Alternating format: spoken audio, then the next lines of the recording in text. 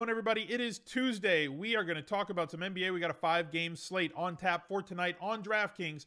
Tuesday night, 1 star on the slate. As long as we kind of navigate this, we got one guy, LeBron James, the king himself, sitting at 11.7K. Can we afford him? Can we not? We're going to have to find out. Let's take a look at things as they stand. We do this every single day. Probably about this is how I build my lineups every single day. We do it about 3-4 days a week here on stream on Twitch, and I upload these to YouTube. So if you're watching on YouTube, thank you for checking out the video. Please click the like button. Let's see if we can get 300 likes before lineups lock this evening on this video. And if you haven't already, please click that subscribe button. So let's take a look at the slate real quick.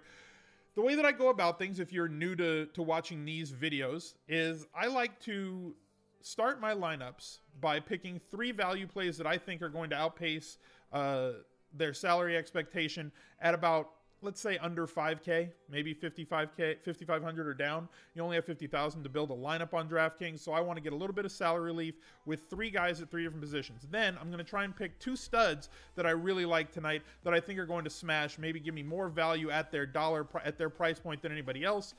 Today's slate presents a very interesting outlook based on, I think a lot of lineups are going to either take a LeBron and Stars and Scrubs look or go complete mid-range, because the highest player on the slate outside of LeBron is Devin Booker at 9,100. So a massive gap, 2,600 between the highest guy and the second guy, puts LeBron in a tier of his own as if he wasn't there already.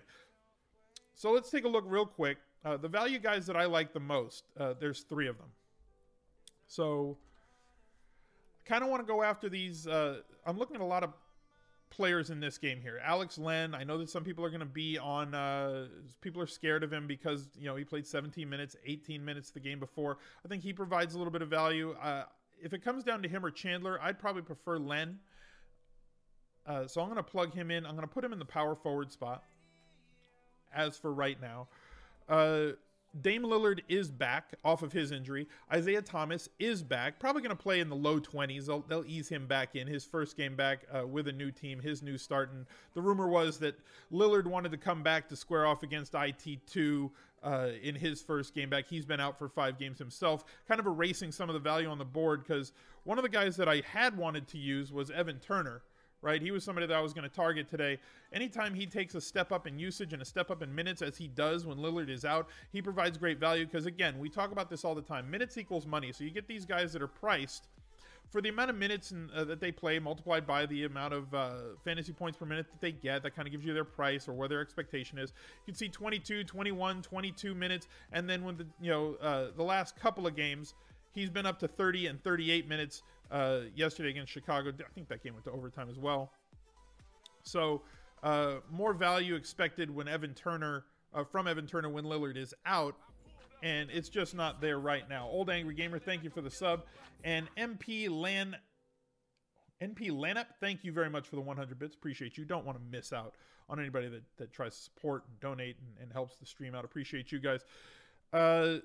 So in that game, I still think that AMINU provides a good opportunity for value here. Again, had the OT game yesterday, but at his price point, 4.5K, we're looking for mid-20s in terms of points. He averages 22.8. Lillard coming back, might play a full complement of minutes, might not. As we're sitting right now, and it's only 9:30 in the morning for me on the West Coast, 12:30 Eastern. We still got 6.5 hours until lineups lock. AMINU provides us a little bit of value. We can plug him in. Let's put him in the forward spot. And then John Collins as well. Looks like another solid value for this evening, under 5K.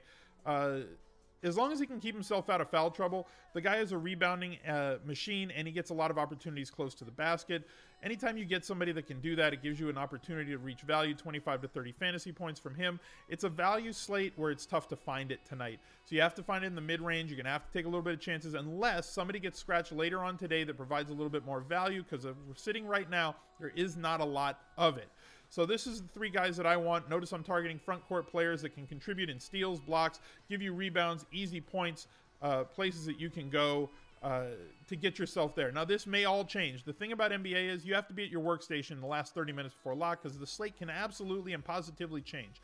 I'm hoping that this slate changes in such a way that we get a little bit more value as we get closer to lock, because as of right now, there just isn't that much. There's nobody that projects at the 3K to 3,500 range that looks like they're going to be a lock for 25 to 35 minutes, get you those 20 points that you want out of a 3K guy that you can just lock in and say, you know what, this is easy. This is a simple value look right now. All these value plays are a little bit uncomfortable today. Not as easy as the ones that we had last week, but they provide me a path to getting a couple of the guys that we're looking at the high end. Guys at the high end that I like as I'm sitting right now. LeBron James, Dwight Howard, TJ Warren, Kawhi Leonard. Again, I'm going to be on Kawhi all the time, guys, with as cheap as he is. And on this slate, I know that he has not been playing a ton of minutes since he came back. We're hoping that he's going to get a few more. He is definitely rested in this situation. My concern is that the rebound and assist categories haven't been there, but that should change. He's just been kind of floating around the outside, not getting too involved in what's going on. 6.7K. There's going to be a night where he scores 38. In one of these 38 fantasy points and just smashes value. Not sure that it's tonight, but he's going to be a popular player once again. At point guard, I do like Dennis Schroeder. Going up against Phoenix, they've been a gift to point guards all season long. He sits in the mid-30s every single night, 7,300 on a night where it's tough to find high-end value at point guard. We have him. TYREKE Evans as well has been a machine at 8,200.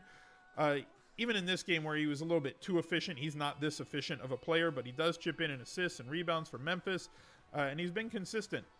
You know, looking at his scoring output, he does have upside if he can have a monster night in assists or rebounds and double-double, but typically he's going to sit in here, get you 5, 6 of each one, get you over 20, possibly 30 fantasy points, be in the 40s for fantasy points as well.